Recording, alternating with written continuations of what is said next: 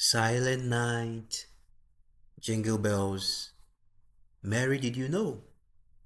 And it goes on and on and on, a long list of very soothing songs. You hear these almost everywhere.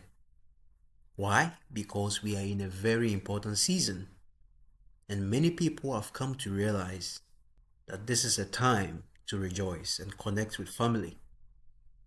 But it is very important that we continue as well our discourse.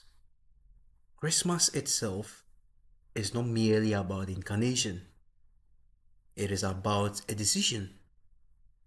Because we are told in John 1 verse 11, he came to his own and his own did not receive him. Historically, we know the manger did not force belief. The angels did not compel loyalty. The gift demanded a response because some worshipped, some ignored, and some even plotted his death. That is of Christ. The incarnation created no neutral ground. And as we will delve deeper, this particular episode clearly portrays that Joshua's call does the same. But before this, it is quite important for me to quickly highlight a very interesting historical background, even as I try to link it clearly with our episode today. Every Christmas, the world slows down. And it's not because war stops, it is not because injustice pauses, but because humanity remembers a moment when God placed the weight of choice into human hands. In AD 313, the Roman Empire stood at a crossroads, and for nearly 3 centuries, Christians had been persecuted, imprisoned, executed, erased from public life. Then, unexpectedly, Emperor Constantine issued the Edict of Milan. This legalized Christianity. Christmas, which has become a season where people have a lot of connections with others, emerges from hiding. Candles were lit openly for the first time.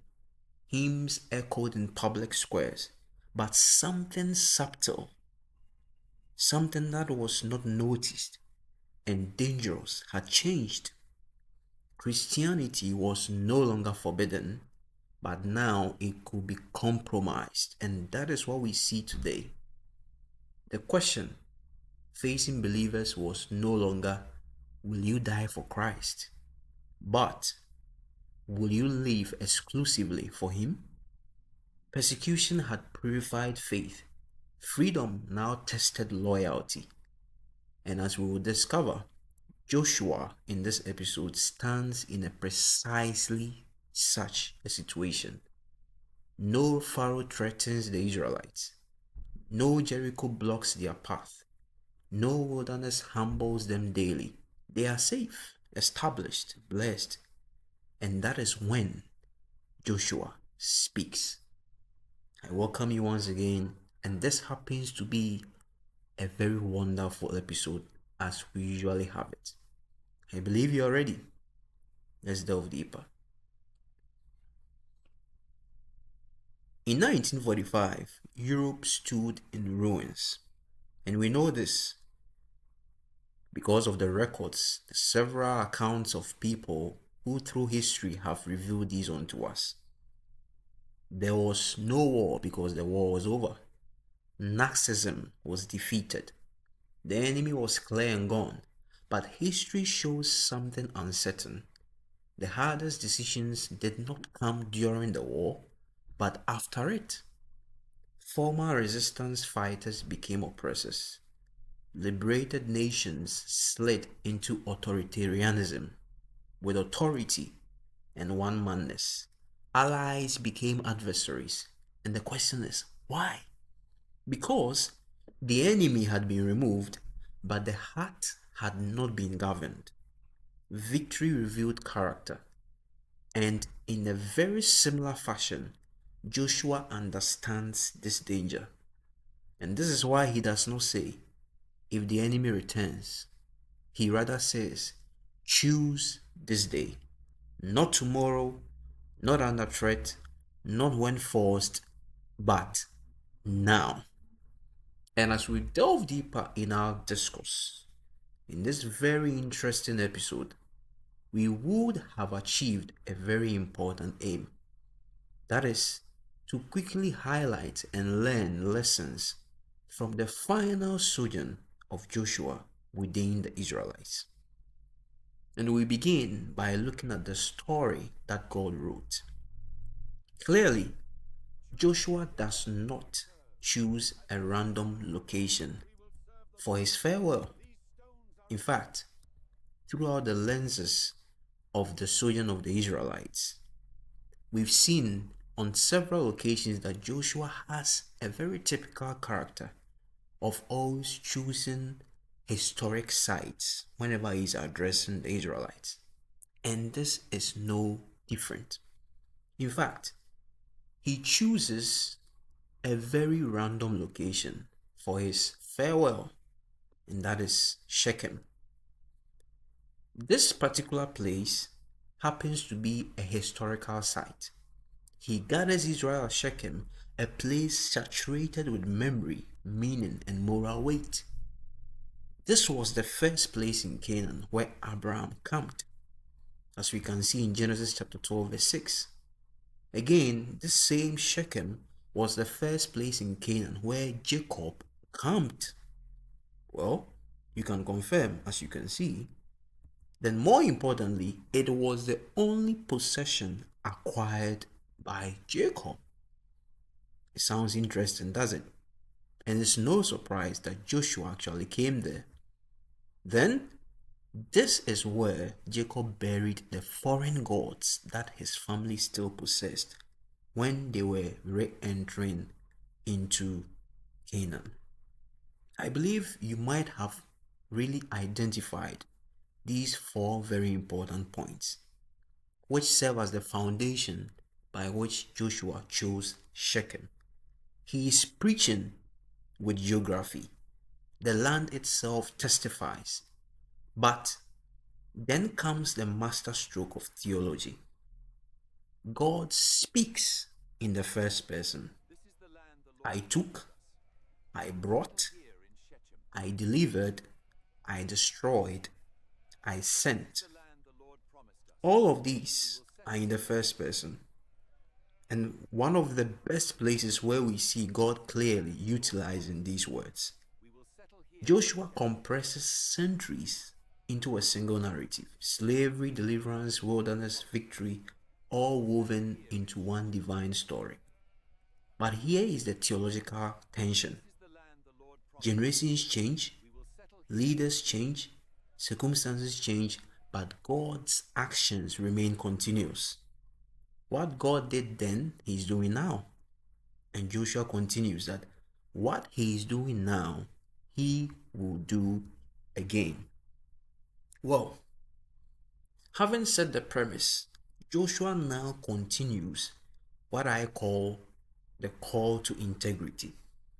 But before then, it is important for me to highlight that as Joshua did, similarly, modern societies fracture, not because they lack technology, no, but because they lose memory.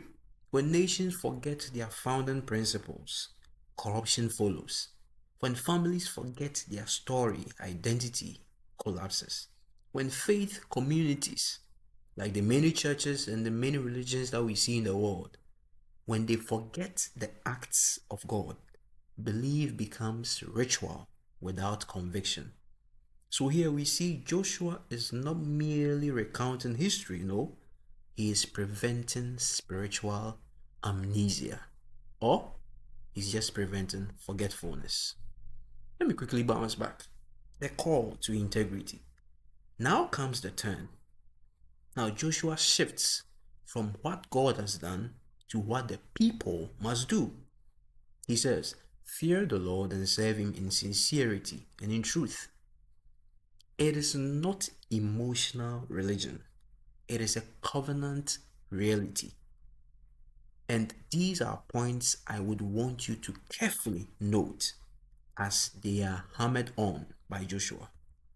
Number one, he says, fear God, connoting the idea of fear, which means a reverence to show profound respect for him who is infinitely greater than Joshua, and to accept him as king. And we could see throughout the unfolding scenes of the Bible, especially even in someone like Saul, when at times he ascribed glory to himself rather than God when the Israelites won wars.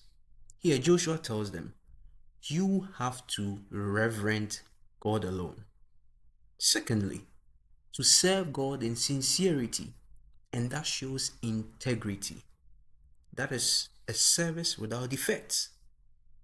And it's no surprise why the animal which was brought for sacrifice was defined that it was only suitable for slaughter if it was without defect. That is utmost sincerity and integrity. Finally, Joshua beckons the Israelites and to us to serve God in truth, to be faithful, trustworthy, and consistent between belief and life. Joshua now dismantles neutrality with precision. Choose for yourself this day whom you serve. It is not a gentle suggestion, it is a decision. You will serve something. Yes, you already are. The only question is who? And I'm quickly remembering by this very important discourse that modern culture tells us neutrality is wisdom. In our world now, many people believe that being neutral is wise. Well, no. Scripturally, we are told that neutrality is self-deception. And Joshua exposes this myth clearly. You cannot inherit the land and keep the gods. You cannot confess faith and preserve idols. You cannot enjoy blessing and avoid allegiance. It does not work. And by continuing, he now confers election of the people. Well, you would wonder how the people would respond after hearing all this. And resoundedly, according to Joshua 24 verse 16, the people answered and said, God forbid that we should forsake the Lord to serve other gods. And Joshua did something that is shocking. He didn't applaud them. No, he refuses to applaud them. In fact, he tells them, you are not able to serve the Lord. And I ask myself, why? You just told the people to serve the Lord, and they affirmed this by saying they will do, and now you are saying you are not able to serve the Lord. Why would Joshua say that? Well, from the superficial view, it appears these people are really convicted. But Joshua knows history. He watched their parents swear the same oath as Sinai and break it repeatedly for 40 years. Joshua is not discouraging faith. He is only exposing superficial commitment, as many people have in our world today. This tension forces the people to reconsider.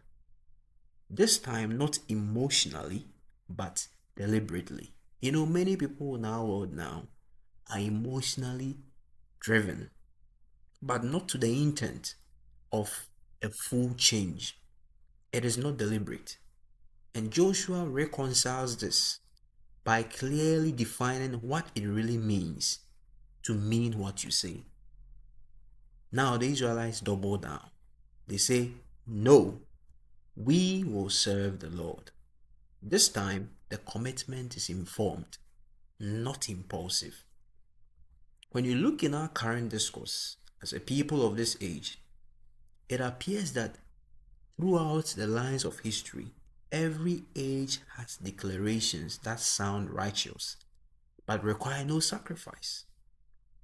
In this particular text, in this particular episode that we have seen, Joshua encourages Israel to count the cost before the covenant is renewed. not after it is broken. More importantly, as we delve deeper, is the renewal of the covenant. Now, Joshua sets the stage for a covenant renewal between God Himself and the Israelites. He now moves from speech to structure. The covenant is spoken, a very important discourse. He just proclaims a very clearly expounded covenant.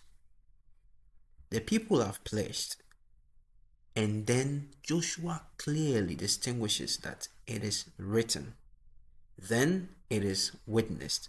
Three very important structures I would want you to note. The covenant is spoken by Joshua. The covenant is written after the proclamations, and it is witnessed. But it doesn't end there. A stone is erected. Why a stone? Because stones do not forget. Long after voices fade, memorials remain. Joshua understands a timeless truth. Faith without memory eventually becomes faith without loyalty. And he does this by erecting a stone in memorial of the covenant that was spoken, the covenant that was written, and the covenant that is witnessed. Friends, we continue to understand how this story really unfolds. The book, that is Joshua, does not end without a battle. In fact, it does end with burials. It ends with the burial of Joseph, the burial of Joshua, and the burial of Eliezer. 3 lives, 3 generations, 1 faithful thread. The story is so fascinating. This generation remains loyal, but scripture leaves us with an uncomfortable question. That is, what about the next one? The generation of Joshua have been faithful. What about the next one? What about our generation now? And as we see in the biblical records, the book of Judges answers this tragically. Even now, many of our lives have answered this question tragically. Joshua does not end with a prophecy, no, he ends with a confession. As for me and my house, we will serve the Lord. Not as for the nation, not as for the majority, not as for the culture, but me and my household. Every generation now in our world should choose. Even during this festive season, every believer must decide. Every heart must answer. Because history cannot choose for you. Not even Christmas can choose for you. Churches cannot choose for you. The land, all the benefits that we need in the world have been given. The victories have been won just as Israel enjoyed. Now comes the hardest part. Choose you this day. Who will you choose?